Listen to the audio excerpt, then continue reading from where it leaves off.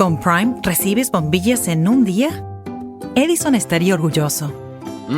Orgullosísimo. Recibe rápido los esenciales diarios. Prime, lo cambia todo. Community Radio.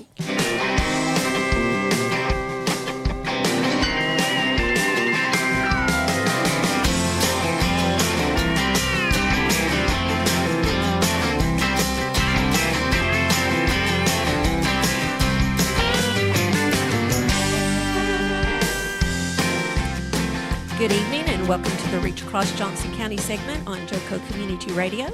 You can join us live here on Facebook or download the TuneIn Radio app. It's free, where we are live 365 on JoCo Community Radio, the voice of Johnson County, Texas.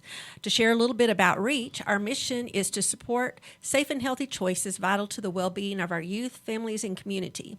The show will guide you, educate you, and inspire you to be a part of the solution and to reach out and help make a difference in our communities. What began as a local movement in the city of Midlothian grew to include programs throughout Ellis County with only a few years and eventually expanded into neighboring Johnson County, Texas. And so here we are today.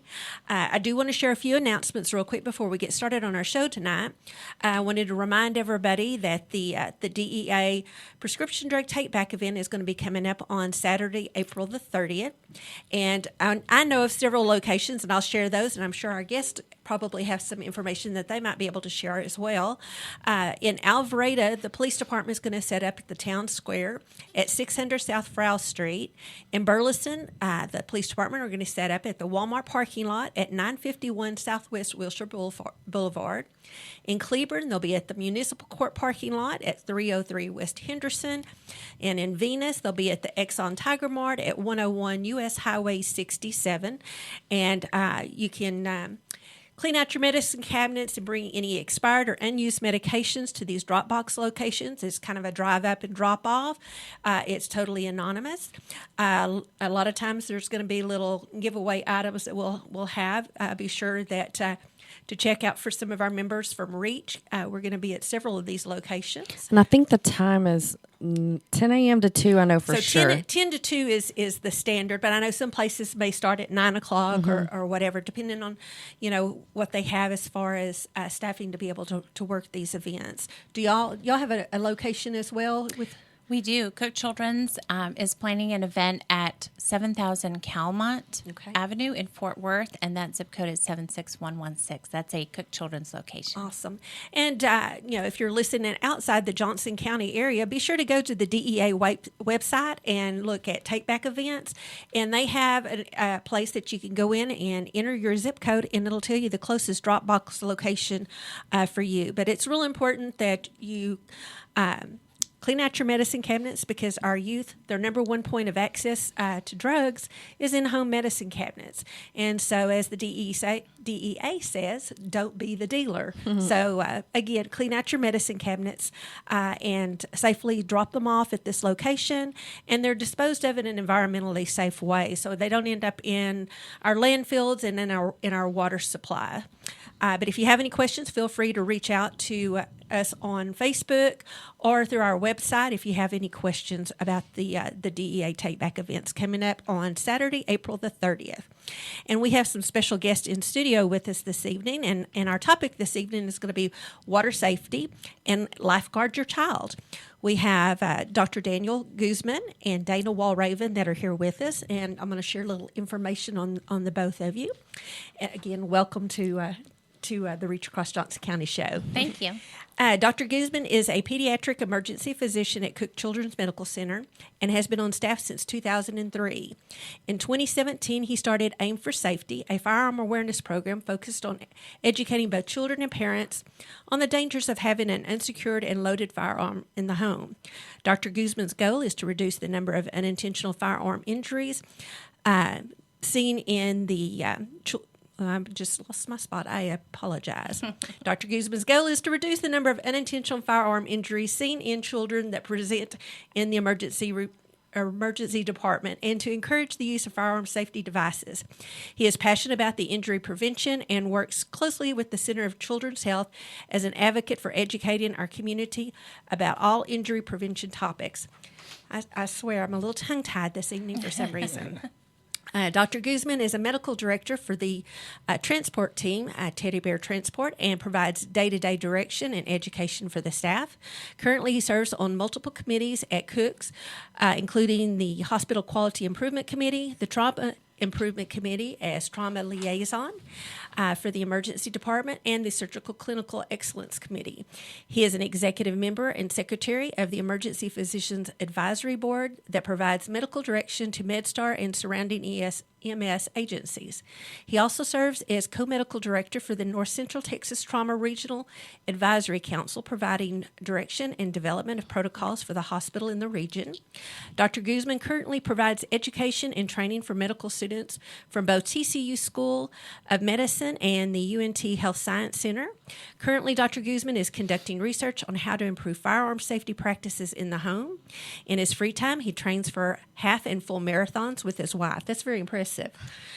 Very good. And then I'm going to show. I mean, not just everything else, but then the marathons at that. I know, really. That's awesome. Amazing. It's all my wife. She keeps you going. Keeps me going, exactly. Absolutely. We also are joined by Dana Walraven. She is the manager of community health at the Center of Children's Health at Cook Children's Healthcare System. Dana has her BS Elementary Early Childhood Education College of Charleston, South Carolina. She is certified child life specialist, and she has her certification in child passenger safety technician and as an instructor. Dana has been working in the healthcare field for over 25 years and has been an employee of Cook Children's for 23 years, Wow. 10 of which were in the emergency department as a child life specialist. Since then, she has led injury prevention initiatives and community coalitions, transitioning Safe Kids Tarrant County to Safe Kids North Texas, based in Fort Worth, where they now proudly serve 11 counties. That's awesome. Mm-hmm. Her career has come full circle, and she now helps prevent families from ending up in the emergency department where she used to work, and she finds that quite rewarding. Wow, that is amazing. And as you can tell, I'm not a real professional, so. What, a radio professional? Yeah, I'm not a radio professional. I'm just an everyday person, and I get tongue-tied just like everybody. So I thought you did good. Well, thank you. I appreciate that. So, again, welcome. We love having you come in. We love in-studio guests. I'm really excited about this, not only because y'all are in person, but just because we've been trying to do this for about a year or so. So I was like, we're getting this done before the summer comes because it's important. Yeah. So thank y'all for coming. Absolutely. Thank you for having us. Yeah, yes. definitely. Well, I'd seen a post, and actually we also shared it, where there, water safety, there was a deal with some statistical information of drownings that have already taken place up through, recently in April. And so, I mean, it's shocking, the amount of kids that have been, killed or injured, due to drownings. So yeah, we feel so fortunate to be here to spread the message. We are seeing an unprecedented number of children coming to Cook Children's to be treated for drownings. I believe so far since January we've had 17 drownings, 3 of which ended up in death. And so Breaks we my heart. really want to share just an alert with families that this is happening, and it's not just during a particular time of year, especially in Texas. We have warm climates, Oh, yes. and we really have access to water all year round. Yep. And so we want to just bring up some tips for families. And when you think about it, drowning is not just a summer thing. Right. And that's kind of what we traditionally think about drowning. It's in the summertime. But this is happening all year round. And the numbers are, alarming. As Dana pointed out, that we've already seen more than we saw last year. Oh, my goodness. In the first 4 months. So that's definitely scary. As an ER physician, knowing that's, occurring, and we're seeing that in the ER, it's definitely devastating and a tragic events. I mean, because these are all preventable, right? In the end, these are all preventable injuries that we can do something about. Do y'all see it in a certain age group? Well, the highest risk area are children between the ages of 1 to 4. Okay. But when we talk about lakes, the injuries can potentially triple for teens around 15 years of age. And so, any child can swim, even those who have had swim lessons. But the risk area, the ones we see most of, are between the ages of 1 to 4. Yeah, and definitely we think about pools, we think about lakes, but we also are seeing an increase in the number of drownings in buckets or toilets and bathtubs. So those are other places that we don't traditionally think about in the home. We're like, oh, well, we're taking a bath, and you step away for a minute or two to go grab the phone or answer the door. But those are the highest risk times. And when you think about children, they can drown in 1 inch of water, which is not a whole lot of water. It's not a whole lot at all, and I never even realized that until I think Sherry was telling me. Yeah, see, I'd heard 2 inches, but 1 inch. Oh my goodness. Well, it's really just enough to cover the nose and the mouth where you can't breathe, and then you have a drowning. Yeah, if you leave a little one in, then they can't flip back over or something like that. That is so scary. Yeah. I never thought about that before until I started having kids, and then we had a few friends that had swimming pools, and it's like I was so paranoid about the swimming pools and everything that I never even thought about, like you said, buckets and things like that, or toilets, because they have a tendency to go and want to put things in the toilet, and if they go in to reach for it, I can definitely see that happening. Well, if you think about it too, they're so top heavy. Their heads are heavy. They're not coordinated, and they can look down and deep into something, but they might not be able to get back up. Right. I didn't think about when you said phones. When we were growing up, that wasn't something that our parents dealt with, was looking at the phones or YouTube or whatever's in front of them to keep them from being bored or whatever. But yes, that's definitely something that parents these days, young parents, really have to focus on. I think there's so many distractions, right? You think about just your daily life and how busy we all are, but then you got a phone to that, and whatever you may be doing on the phone, we really just need to concentrate on if it's bath time, we're there with the kids, we're watching the kids until we're done with bath time, and then we get them out and we drain the tub. I think you can quickly just forget to do that as you're drying off the child, and you walk away from that, and then they find their way back to the bathroom. And the kids are curious. It's part of their nature. They're going to find things. They're going to get into things, and we want to just get parents aware of those possibilities. Because it can take 20 seconds. Yeah. When you think about a drowning, it's just like Dana said, it's just water that goes into the lungs, and that is classified as a drowning. And we've had this kind of conversation, and it's actually a national and a worldwide conversation about what is a drowning, what does that really mean versus a near drowning. And when you think about drowning and what we're trying to get away from, because there's all different types of drownings that we used to talk about: wet drownings, dry drownings, and so near drownings. But now we're trying to make it simple. So if you have water in your lungs, that is a drowning. Now, what we try to focus on is the outcome. What does that mean to your child? So, if you drowned and you end up in the ER or in the hospital for a stay, what was the outcome? Was there a mortality? Was there some significant brain damage as a result of that, or was that child able to go home normal? And so that's where I think we need to classify and discuss more and put the emphasis on any child who goes under the water and has water in their lungs is a drowning. Because I want to comment on something, because I had heard the dry drowning before, but where, and I may have this wrong, but I wanted to ask that you're here, that a child may have taken in water and things like that, gotten out of the pool and not had any issues, and then later on, and suffered some problems. Those are rare events, honestly. It's not something that we see a lot of. And when we talk about that, and I think there was a couple of 3 years ago, we were talking about that as far as some kids in Houston or a kid or two, and it's more laryngospasm. So it's kind of the upper larynx area that has a laryngospasm, and that could just be from inflammation or it could be from an allergic reaction. And the irritation of having water in and around the area. Yeah. So, but it's very rare. That's something that's very rare that we don't really see past that first 4 to 6 hour mark of a drowning. If you're going to have significant issues, you're going to see that within that first few hours. Okay. How long after? If something was to happen that a child was going under and somebody didn't notice right away, is there a certain time that you still are able to resuscitate or get the water out of their lungs? We say we resuscitate no matter what, right? Okay, so we're going to. Since 1957, the Total Air and Heat family has had one thing on our mind: your comfort. Every spring, Total Air starts thinking about your summer, and every fall, we start planning to warm your winter. Total Air specialized technicians average over 100 hours of training each year, and we back their work with a lifetime workmanship warranty So for years to come, you can rest easy knowing you've received excellent service at a family-friendly price. Visit us at totalair.com and let our family make your family our top priority. The first thing you want to do is obviously remove the child from the water, Okay. And you want to start CPR at that Okay. point. You want to, if there's enough, there's someone else there with you, you want to call 911, have somebody go and Okay. call 911.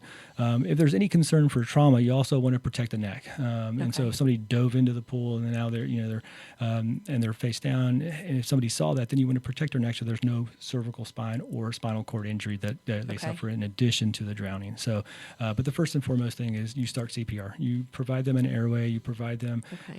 that support, that cardiac support that they need while you're Okay. waiting for EMS to arrive. Okay, so chest compressions and breaths. Yes, I think everyone, with little ones, and if you have a pool, and if you don't have a pool, I think CPR is an important thing thing that to we know. should all have. Yeah.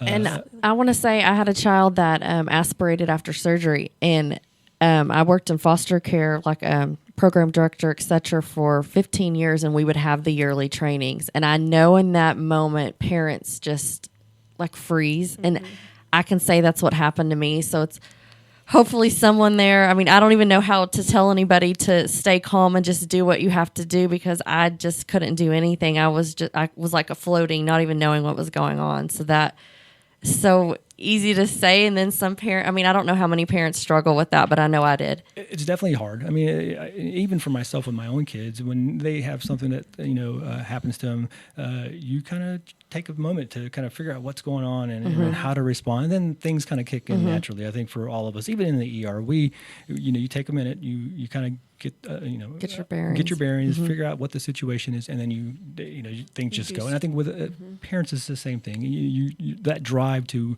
want to help your baby, no matter what, is going to kick in. Yeah, I actually had a situation happen that was like that. And anytime that there was somebody with me, I mean, I was kind of like, I would be freaking out and they would have to deal with it. But the one time that I was by myself with my child, and we were getting ready to go swimming, and he was putting on his water wingies and wanted to do it himself, and he went to pull, and he lost his balance, and he fell and hit the corner of the coffee table, and it went right through his chin. And I was the only one home with him at that point, and it was like, oh my gosh, what do I do? And it's like, so I picked him up, took him to the bathroom, and of course he spit blood. I grabbed a wash rag, got in the car, took off for the hospital. But my mom and them had just left, and so they were headed to the dentist office. And what was weird is instead of going to the emergency room, You went to them? I went to the dentist office, which was on the way. But I laid on the We horn still and need our parents. And I did good until they took him from my arms. And once they took him from my arms, I just went to pieces at that point. So I think if a situation arises and you're the only one there, it kicks in. Kind of kicks in. it Yeah, I wasn't kicks by in. myself. My husband was there, and I was like, "Have you even had a CPR class?" 'Cause, I mean, it just happens. They know what to do, but But a lot of that is just the unexpected. And so what we really try to let families know is try to plan ahead. Do some home safe proofing. Look around your home, whether it's inside and outside. See what types of things a child can get into. Now, no one would have probably expected the corner of a coffee table. Hey, But I I'll got tell rid you, of all that mine. happens more than you think. Yeah. After that, all of my coffee tables were gone. But if caregivers can practice that plan, whether it's a parent, a grandparent, a babysitter, so that they know if something happens, I know the address of where I am, I know how to get to the phone and call. Seconds count, don't they, Dr. yeah, Guzman? definitely. Yeah. And so call for help and just try to prevent as much as possible. Keep the cabinets locked for poisons. Keep the doors and the screens locked for the windows. And, circling back to drownings and preventing those. With the risk area of 1 to 4, we know that kids are exploring. That's in their nature, and they gravitate toward the water. They don't have the experiences yet in life to know the dangers of it. So they're gravitating. So they're going to pull on those doorknobs. They're going to push on the window screens, and they're going to crawl through the doggy doors. We have these experiences at Cook Children's, and these are the things that happen. So we like families to create a home plan if they have a backyard pool or when they're visiting a pool. That's right. You need, if it's a pool that you're not familiar with, look around to see what potential barriers you should put in place so when the child is out of sight, they can't get to the water. I love that. I didn't think about, warning parents about visiting. That's something that you probably think you're new, everyone's going to be watching, and then it's not the case. I just got to thinking about, I mean, we have dogs, and we have those little swimming pools that we put out for our dogs during the summer months. I actually have 2 new grandbabies, and I'm got to thinking, I really need to relook and They rethink say some of these those things. to turn them upside down, right? Whenever the kids or young definitely. kids are around, to not even have them where water can, Yeah. because rainwater or anything can fill up in fill this. up. Yeah, I know, and I've got buckets. I'm really, as you said, I need to go and just take a good view at everything and see where some potential dangers could be. What are the main things y'all see in the ER? Like the pools, or is it? Well, it's a combination of pools and bathtubs. I mean, Okay. And so we don't see as many lake drownings as you hear. And then again, like Dana said, that population of drownings is actually the older adolescent group who feel a little bit more fearless and ready to go. And I think as parents, looking at your younger kids, you're going to be a little bit more, close to them when they're out in the open water, if you will. But a lot of them are pools and bathtubs. So with that, we have some of the questions. I guess y'all wrote, or did we come up with these? No, I don't- they awesome. provided What are some some safety talking tips points, that y'all yeah. have for the swimming pools? Yeah. Gosh, well, Well, let's split them into 2, and Dr. Guzman and I can kind of piggyback on one another. But when you're at the pool and it's planned swim time versus unplanned swim time, so that's what we kind of like to point out. Okay. When it's planned swim time and the caregivers with their children around the pool, you want to make sure that you have a designated water watcher. That's first and foremost. And what that is, in fact, we have water watcher tags. I love these. I know I do too. These are such an easy tool for an adult. I preface adult because we don't want this responsibility on a child. They're distracted, and it's just not their responsibility. But it should be an adult designated to know how many kids are in the pool, count the heads, stay in reach, so that if someone does get tired in the middle of the pool, or if they're not the strongest swimmer, you can be right there and scoop them up if they need some help. But then after an amount of time, they can switch watchers. Another person. Yep. Yes, give it to another adult, then it's their turn. That way it's not one person all day long. And if you don't have a party of people right there, if it's one caregiver, give yourself a break. Take time to get all the kids out of the pool. Make sure they're all going with you inside if that's the case. Because what we also see sometimes is people transition inside and then a child goes back and you can't hear drowning. And so we want to make sure that all the kids are accounted for. Okay, Absolutely. that's great. I know y'all have got. So we've got the little magnet here too that talks about the bathtub pools in open waters and lakes. So we'll have some of those that we'll be able to hand out. These bracelets, I used to, I worked at ACH Child and Family Services for years, and I would come pick these up from y'all's office and hand them out to our foster parents at trainings because you always, especially at holidays or family gatherings, to me, you think everybody's watching whoever because there's uncle, aunt, grandma. But the thing is, everybody's so excited to be around each other and they're talking that nobody's watching. Yeah. And I love this because my husband actually has one of these on because we just moved out to a farm, and probably second or third night he left the water on, and of course my dad, who lives back on the property, noted that his cell phone lets him know about the water meter. And he calls me the next morning, who left the water on? And I'm like, Heath did. And we already put one of these, just a hair tie for me on that way when he goes to turn the water on, he can look down and remember to go turn it off. Oh, that's Same smart, yeah. thing. I mean, this is so important to be able to pass off. Yeah, and if there's a party of people, a lot of people will put a schedule together, and so you know when your time is, because it is so easy to get distracted, and everyone thinks someone's watching when no one's watching. So that's really an easy way to make sure you have a hold of it. And another new creative thing people are doing is getting a lifeguard. They're contracting a lifeguard to come to their party, and they're the designated person. And so that's not a bad idea. But if you're not able to do that, a simple water watcher schedule is a really good plan. And I guess that water watcher does not need to be on their phone. No. exactly. No, that's always the husbands. I'm like, can you put your phone down while you're watching the pool, please? Oh, goodness. Well, let's talk about what are some of the safety tips for bathtub. Let's go ahead and just cover that as well. So, we talked about earlier, distractions. I think a distraction-free bath is what we should be doing with our children. That's so important. I think, and that time is really, I think, cool to have with your kids as well. So you can use that in different ways, and not just a chore for it's time to take a bath.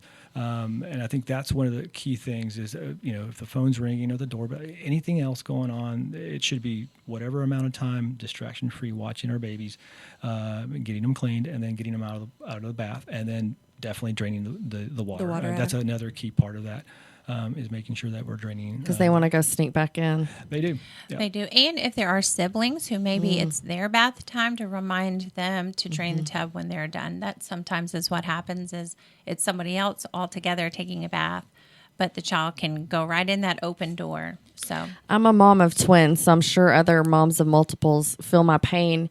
You want to tackle both and just get it done. But I remember one time the twins were like 2, and I had them both in there, and I grabbed one, literally just was drying him off, standing there. And and you think by 2, they're sitting up good, but you're right, they're top heavy. And one fell in the way, just the trauma that caused me just to watch. And, I never again, I would just shut the bathroom door, let our older daughter know. And that way they weren't both in there, because you just don't know. And if you've got 2 in there, or even if there's a 3-year-old and a 2-year-old and you think you're trying to get it done, It's just a few seconds. It's hard. I mean, it becomes a difficult task, right? When you have more than one in there, and you're trying to run the house, and you got other kids. It's you want to try to contain them all, but parents are so well-meaning, and we balance so much in the day. But this is something we don't want to take a chance on. So balance the other things, but when it's time for your child in and around water or some of these other danger zones around the home, it's just best to take that time. It's great bonding time. Yeah, no, definitely. And when I hear in the ER, when I see folks that come in, one of the comments you always hear is, "I never thought it was going to happen to me." And this is where you kind of planning ahead, making sure that we are doing all those things. Like Dana said earlier, having a home safety plan. You review that for whatever it is, whether it's the pools, firearms, poisons, but you review that so you have a plan, so that when something does happen, that freak out moment is not so bad. Right. And then you kind of realize, okay, what do I got to do next? What's my next step in this process of doing something? And so I think the same thing with baths and watching our kids that's important. Yeah, it's kind of cool when you think about the kids, and as they grow, you want to include them in the process so they know, let's say there's an emergency, how to get out of the house. What are your options? And practice that just like they do at school. I love that. Well, I tell you what, stay tuned with us. We will be back with Dr. Guzman and Dana and talk about water safety. Thank you.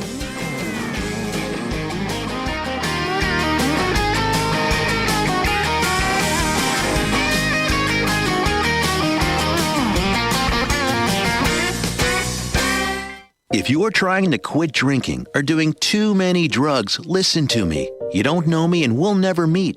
I had a problem like you once. I drank and used to party a little too much till it got out of control and almost ruined my life.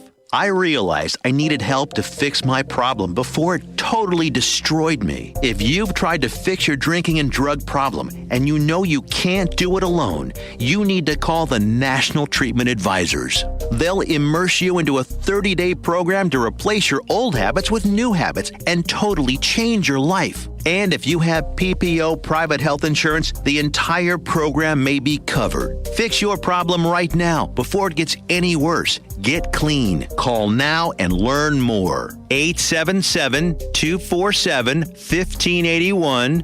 877-247-1581. 877-247-1581. Out-of-date carpet giving you the blues. When I switched to Direct Energy, I got $320 in Amazon.com gift cards, which I used to buy a new popcorn maker for when I binge all my favorite shows. I know! I thought she was guilty too. Sign up or renew your energy plan and get $320 in Amazon.com gift cards. Visit DirectEnergy.com. Restrictions apply. See Amazon.com/GC-legal. Amazon gift card bonus applies to eligible offers. See DirectEnergy.com/Amazon for full details. Subject to terms and conditions. PUCT certificate number 10040. We've all made mistakes. Like when you convince yourself you should cut your own hair. You shouldn't. Or when you forget someone's name you've already met. Like 3 times. At Frost Bank, we can't help you avoid every mistake, but we can help when you overdraft. If you overdraw your checking account by $100 or less, we'll waive the fee based on qualifying conditions. Because hey, we're all human. It's about being more understanding. It's about more than money. Frost Bank. Learn about qualifying conditions at frostbank.com/overdraft. Tired of your old dingy and broken tile? Let my friends at the Floor Store in Cleburne, Texas give your home the makeover it deserves. This is old Taco Joe coming to you for the Floor Store. Whether it's carpet, tile, wood flooring, or real wood laminate, the Floor Store can cover all of your flooring needs.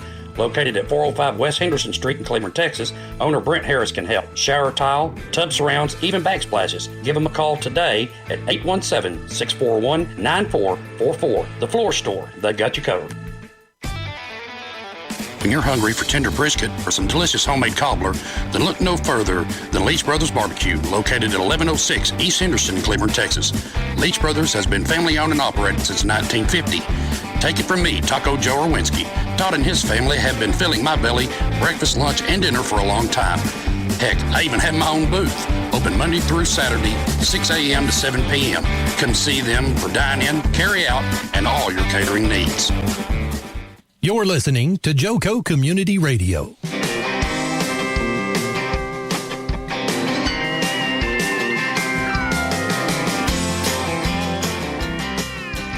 And welcome back to the second half of the Reach Across Johnson County segment on JoCo Community Radio.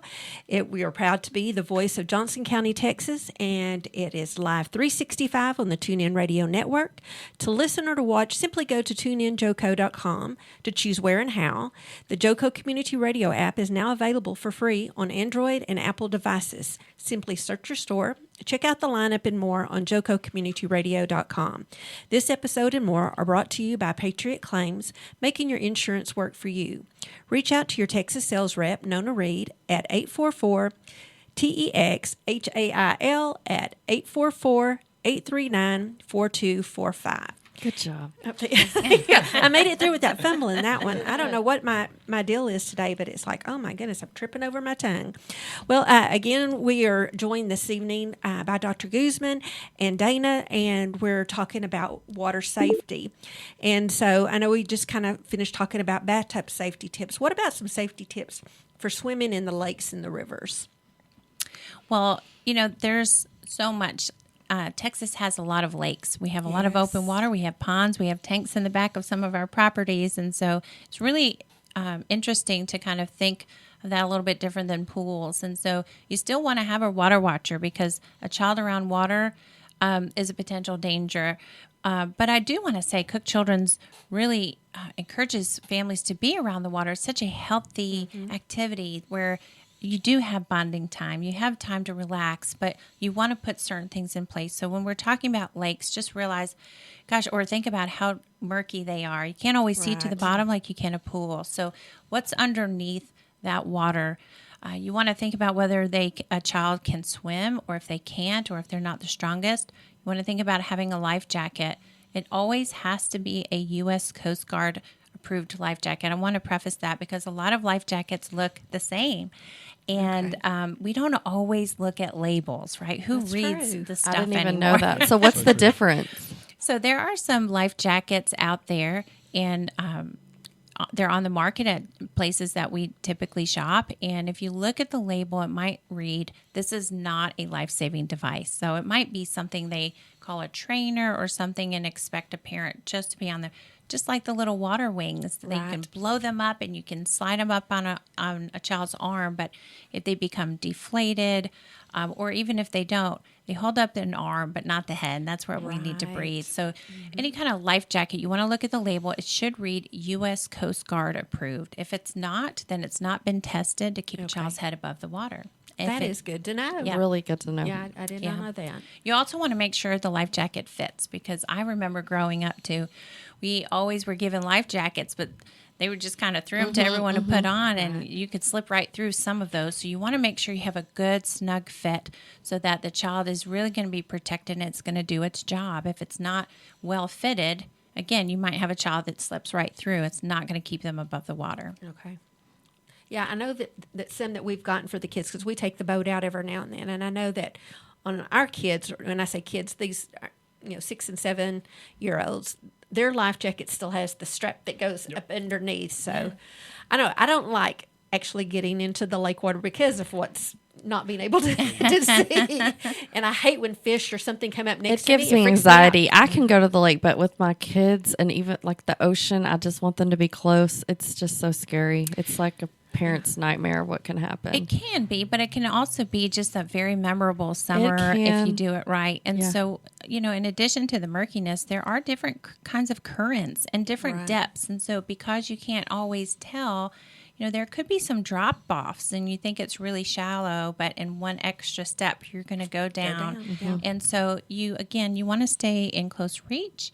You want to have those life jackets on, and you also want to just kind of keep an eye on them in case of currents and other dangers that might be around. Speaking of the currents and everything, we had a family member. They had gone to, I guess it was in Florida, Destin or someplace, and 2 of the kids got caught up into a current. Luckily, they had floaties, and I don't know if they had life jackets. I never did hear of that, but luckily they had a flotation device. But it took somebody that knew how to go in and actually do it to get them back out. And I know we don't think about things like that. So anytime that you're getting out near the water, whether it be the lake, the ocean, out at the Gulf or whatever, you should, like you said, plan ahead, wear a life jacket. I think that's really important. And with boats as well. I mean, it's the law in Texas that all children should have a life jacket on. So I think that's if I get in the water, I have a life jacket. What's the age of that? I think it's up to 14. Okay. Is that right? I'd have to check. Yeah, I think it's up to 14. Okay. I would want my 17-year-old to have it, but I know if I get in the water, I'm going to have a life jacket on because you never know. And people get tired, and we've had situations that we were in the water and the boat started floating away, and it's like, okay, I'm glad we had our life jackets on at that point. Well, when you also think about CO2, so carbon monoxide, CO rather, and how that can affect someone who's been on a boat all day long, that can definitely make you sleepy as you're in the water, and then you jump in the water and you're kind of already a little bit out of it. And I never even thought about that, but that's true. And if they leave the motor running and instead of cutting it off while you're in the water. Exactly. Lake enforcement really wants everyone in a boat to have access to a life jacket. The weather can change at any moment. You can, the boat can flip, and they want a safety device for everyone, even an adult. But we talk about boats, and just remember when that transition time is happening, this is something that we've seen as well. Everyone's distracted trying to get the coolers and the towels and everything off the boat. Where is the child? So make sure that they're escorted off the boat, up the dock, and onto dry land, and in sight while all that other is happening. I love that. I think it's a really good key is the water watcher. That person continues the water watching even on land, and you continue that until you're away from the water. Things that we do when we're trying to get off the lake real fast or get everything packed at the beach, and nobody's watching at that time. So that's good. I'm glad y'all listed that. Transition. Yeah, we got to put some of those. Did we talk about? I know we talked about there's been 17 drownings this year, but are there any other statistics that y'all think we should share? Well, I have a big one. Last year, about 60% of the drownings we treated were during unplanned swim time. So earlier we were talking about planned swim time and the water watchers and staying in reach and putting kids in swim lessons.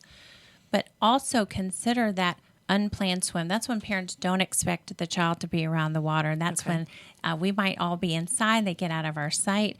So many Texas homes have a backyard pool, apartment pool, hotel pool. We have a lot of access to water in Texas. And so just think about the risk area, those young explorers 4 and under trying to get to the water. So during unplanned swim time, what kinds of things can we plan ahead, that home safety plan ahead and look to see the more layers of protection you have in place, the safer the child. So it might be you have a 4-sided fence around the pool. That's great. But we know that's not 100%. Sometimes kids can, climb a table or a bench or something to get over that. So what else do you have in place? Maybe it's a pool alarm and a lock at the top of the door that accesses the pool area, so a child can't reach that when the parent maybe is in the next room. windows, any windows that access the pool area. Let's make sure, especially on a spring day in Texas, we've had some beautiful days. Let's make sure they can't push on the screen and get out to that pool area. Doggy doors are huge. We have seen a lot of children access the pool through a doggy door. See, I hadn't thought about that. I don't have a doggy door, but I mean, I know so many people that do. They have swimming pools, and so it does. Do y'all ever see children access their neighbor's pool? Yes, Yep. unfortunately. Okay. Yeah. So you want to think about your pool, your neighbor's pool if they have one, and again, pools that you're visiting. So when you go and drop off your child or spending the day somewhere else, you really, no matter what the day is going to be planned for, whether it's swimming or just babysitting or anything with the child, you should look at the environment that you're leaving them in and seeing what potential dangers and what can I put in place to prevent that. Yeah, I hate this. I mean, I feel like we're sounding like big fuddy-duddies. Like, well, you don't want to have any fun. You know? But I think giving people the ideas of what we see in the ER, right? What happens? Well, no parent wants to experience this, so I think that's why education is so important. I don't feel like y'all are making it where nobody wants to go swimming. I think it's great for parents to consider the worst sometimes. I mean, well, these are simple things too, right? Simple tips to make sure you have a lock on a door or that you have a way that they cannot get out through a window. What's a pool alarm? A pool alarm. There are so many pool alarms. There are alarms you can put in the pool. So if the water is broken, it can alarm off. Wow. Now, I'll say some may disregard it thinking a frog jumped in the pool or something because some of them are quite sensitive, but there are even ones you can put on a child. So if you have a toddler who's in and out and you have a pool, if it's a little bracelet and they can lock it on, kind of like the old key locks for a roller skate. And so you can lock it on. There's no chokables on it for a toddler, but if they're submerged in any kind of liquid, it's going to alarm off. And so that is an easy thing a parent can know. Always check the pool first, right, Dr. Guzman? Always. I think we've talked about this before, layers of protection. I think that's really important. You can probably get alarm fatigue pretty quick if you hear that going off constantly.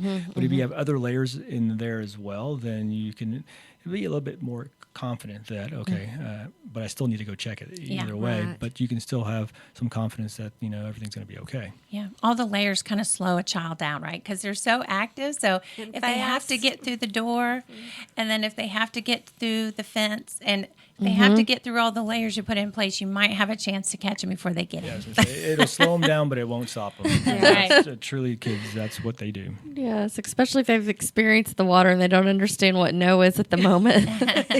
They're wanting to get to that pool. Okay, y'all tell us about the Lifeguard Your Child program. That's a campaign that Cook Children's really feel strongly about. We developed this a few years back when we saw an increase in drowning incidents. We knew we had to do something. I mean, we know Texas, there are going to be drownings, but we were seeing a spike and it was happening quickly. It was affecting the staff at Cook Children's. They just wanted to do something about it. So we all got together as a system. It was really incredible and put a lot of strategies together. We had been working on drowning prevention, but we really stepped it up. We got signs out into community pools.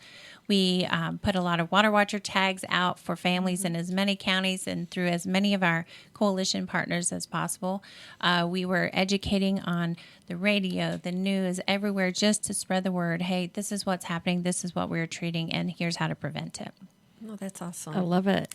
And I guess where can they access the bracelets? Where do we want to? That's a good question. All the things that we have worked hard to put together, if they go to Lifeguard Your Child, they're going to be able to request signs or water watcher tags or life jackets. And so we are there for them if they will go to Lifeguard Your Child. It does have... Is that a website or? It's our website. And what's fantastic about that, it really helps split up the drowning occurrences into learning more about pool safety, lake safety, bathtub safety, and gives these easy tips that we might not have mentioned today. I mean, there are so many easy things to put in place. Like Dr. Guzman said, it's all preventable. Do y'all have any, resources for parents that maybe want to get certified in CPR? Do y'all know where to send? Or were we talking about having a place in Burleson in June, or was that something different for first aid? No, that was that's different. Okay. That's the mental health first. Well, aid. that's okay. What I can share with you is that one of our community partners, the Burleson Fire Department, they actually will help a family for free learn CPR. amazing. So family CPR, you can go, just call them in advance, and they'll schedule love some time that. and That's cool. do that. They've shared with me it's okay to say that. Okay, great. That's what I was going to ask because I was sitting here and I was like, what about the families that really have no clue how to do CPR? So that's awesome. That is really good.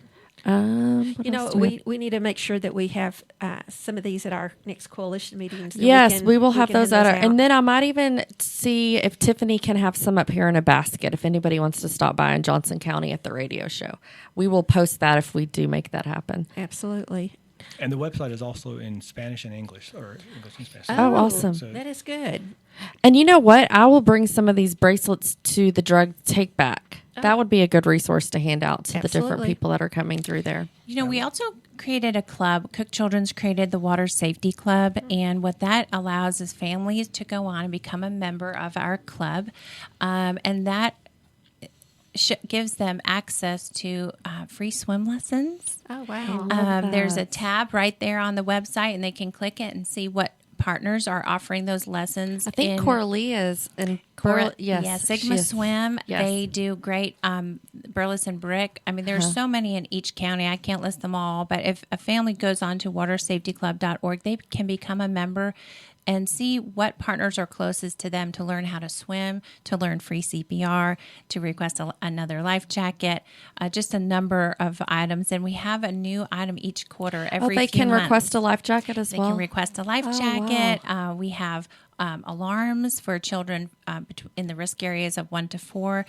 We have bathtub kneelers that would encourage a parent to stay by the bedside. That is so true. Bathtub side. Say that 3 times. Really? So we really do have a focus on all 3 of those areas: pool, lake, and bathtub. So do they still go to the lifeguardyourchild.com for the Water Safety Club? Is that The Water Safety Club has its own. It's watersafetyclub.org, so super easy. Okay. That's awesome. We'll have to share all that And information. we'll get Tiffany, or we can go in there and post it on the show as well. Okay. In the notes. Well, I know that we still got a little bit of time, about 10 minutes or so. So Cook Children's, what are y'all doing to prevent some of these tragedies? I know we just talked about the Lifeguard Your Child and Water Safety Club. Is there anything else that y'all are currently working on, or does that cover that? It's definitely a big part. I mean, we put a lot of work into both of those, so I think families will find a lot of resources on either of those sites. But we can also share that we have partners in 11 counties that are helping to make sure that if we can't get to that county, we have partners there who have a lot of these resources, who are going to be at some of the community events that are happening in their local area. And they can go get a Water Watcher tag or sign up for swim lessons, get a fit for a life jacket. And so I just realized she actually has a life jacket with. I did not notice that a few minutes ago. That's cool. So those are the type of life jackets that y'all have then? Yes, we have these life jackets. And again, if you look on the inside, you would just want to find that U.S. Coast Guard approval. It's right there. We just want to make sure families I are never knew to looking at even the look label. for that. See, That's I such a didn't key either. thing. Look at the labels. Know what you're putting on your child to know. Listen, if they like to splash around, if you're going to be right there and it's maybe a kiddie pool, stay right there, because as Dr. Guzman said, they can drown in such a small amount of water. But if they want to splash around, just know what is a toy type of accessory versus what is a life-saving device. They're 2 totally different things. I can also mention, too, if families go to the lakes, Cook Children's has put loaner life jacket stations at a lot of our area lake entry points. So if they have forgotten a life jacket and you're going to the lake, at the entry point, you're going to see a big Cook Children's sign that has all sorts of different sizes for the child to fit. And it's got instructions in English and in Spanish on how to fit it correctly. Oh, wow, that is amazing. Yeah, they can borrow it and just put it back when they're done. Y'all have done so much for this. Like, I just love what you're doing for the community. It's amazing. It is. And I want to hear, I was thinking when y'all were talking about the gun safety at the beginning, I was like, that could be its own show. That is, Yes. I mean, I guess if y'all want to talk a little bit about that, we could. Yeah, we've still got about Do you want to 8 share a minutes. little bit about what you see with gun safety? Because I think that's something we need to talk about. No, I agree. And I think we appreciate you guys letting us be on here and Oh, having absolutely. this forum, because I think part of all of this doesn't work without education and a discussion about what's going on and what we're seeing, whether it's pools and drownings or firearms. And so firearms is my passion. That's what I do. And over the last 5 years, it's been a large campaign of mine is to reduce the number of firearm injuries. And it's as simple as, putting your guns away. It's not any more difficult, and we don't advocate, and we're not here to have a political opinion. This is all about saving kids' lives. And so simple steps as to putting your guns away, locking them in a strong box of some kind, separating the ammunition from that gun is also key. But as I look at this, and I've talked about this over the last 5 years, I've also realized you got to meet people where they're at, and this is part of the layers of protection and finding ways to get people to understand just the gravity of the situation. Again, they feel like it's not going to happen to me. I've talked to my children; they know what to do. They're well rehearsed in hearing that message. But when they'll repeat it to you just exactly how you told them. But when you put them to the test, it's a different story. And that's what I'm trying to show with some of the interventions that I'm doing is, gosh, and think about when you were a kid, you didn't always do everything your parents told you. And I grew up in a household full of guns that none of them were locked, all in a closet and all loaded. And so an accident waiting to happen that just, fortunately for me, never happened. Despite the fact that I went in there and I looked at him, I touched him, it was something that I shouldn't have been doing. And I take that experience and I tell parents, look, gosh, you think about what you did perhaps as a kid, and just telling your kids is not going to be enough. It's our responsibility. Our responsibility as a firearm owner to make sure that our kids are safe. And how do we do that? We lock up our firearms. It's as simple as that. And so I think that's the key message: is safe storage. Is making sure that we're doing that first step, that first key step to keep our kids safe and not ending up in an ER as a tragedy. Simple as that. And then we also talk about just safe children.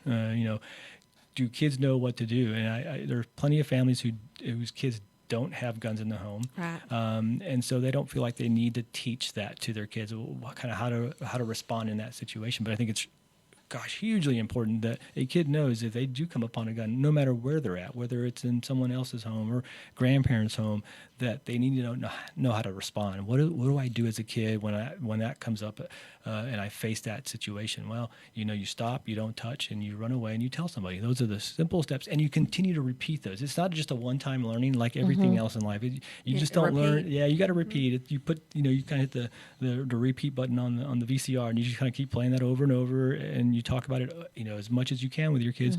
So the message kind of gets there at some point, and they understand, all right, I need to walk away from this situation. Don't pick up the gun. Don't touch it, and stay safe.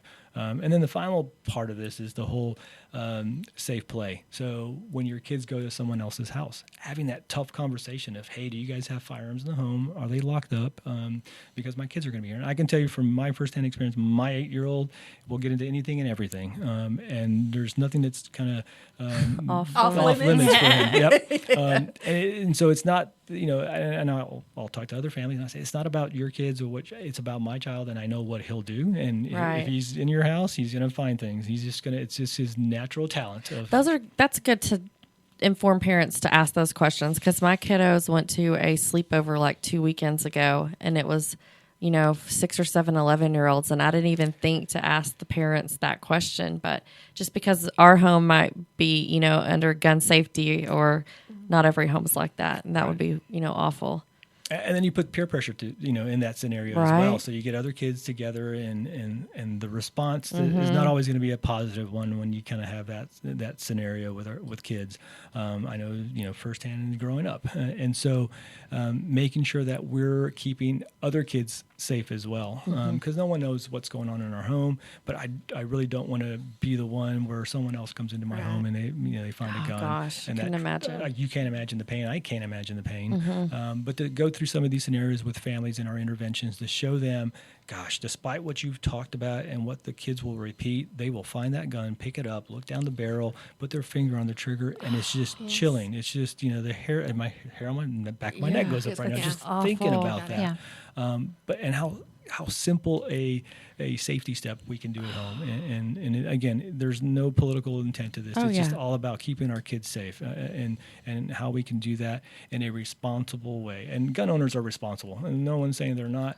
But we all get complacent, whether it's pools and poisons, whatever it is. We all become complacent in our lives. What about in the car? Like, because I guess that might be something else. See too. A parent gets out to pump gas or something, and a child accesses a gun. Yep, that happens unfortunately more often than we would all think. Or it's not even your own car; it's somebody else's car that your children are in as well. So, and they make safety devices for your cars that you can actually put the gun away, and so keep your family safe. When you think about just guns in general, we have guns in our home because we want to keep our family safe, but we don't realize that we're putting our family at risk, our kids at risk, when you have a gun that's not stored properly and loaded. I mean, that's a 24-hour risk, 365 a year that we're all kind of prepared for this one event that may never happen to us. I'm not saying it couldn't, but it may never happen to you, but your kids are in that scenario every single day, and it's a fight for them. And they're curious, and they don't, I mean, especially if you don't have those conversations with them. Yeah. And kids will still be curious. And again, that's true. I think the most sensitive topics are the ones that are most important to have.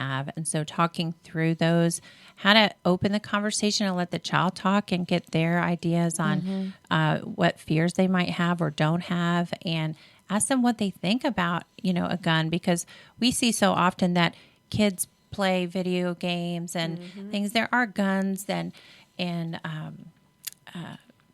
different games where it's just not the reality, right? They see a death or something, and it's not real because it's a game. And so it's really important to distinguish a change from the game and what can happen in reality with the tangibles, and open up the discussion. When you do that, then you give that child permission to think through it and not just be tempted to go look at it because we're not supposed to. Yeah, because know that they're going to. I mean, if it's there, they're gonna get their hands on it. Yeah, and I know of kids that your parents used to keep their guns in the top shelf of their closet. My kid could get on top of the refrigerators, just lickety split, So, but we have a gun safe, and I'm always a little bit paranoid, so I always get those little gun locks that you stick through the. The little. I don't shoot myself, but anyhow, when I come across, it's like trigger lock. Yep. Thank you. It's like I collect those because my husband and my son and they all are big gun people and love to hunt and things like that. But safety is really important. So anytime I come across something like that, it's like, I might pick up one of these and give it to this person. Yeah, no, definitely. I think there's a lot of misconceptions about kids and guns. That kids don't know where my guns are in the home. Kids will never touch my guns, despite what I've told them. All these things that I think as parents kind of have a false sense of security about when they already know where the guns are. They have already touched them, perhaps in many cases, and so that becomes really scary. Well, thank you very much. I tell you what, we're at the end of the show. Thank you, Dr. Guzman, Dana, for joining us this evening. We'd love to have you back in the future. Join us again next week for the Reach Across Johnson County segment on JoCo Community Radio.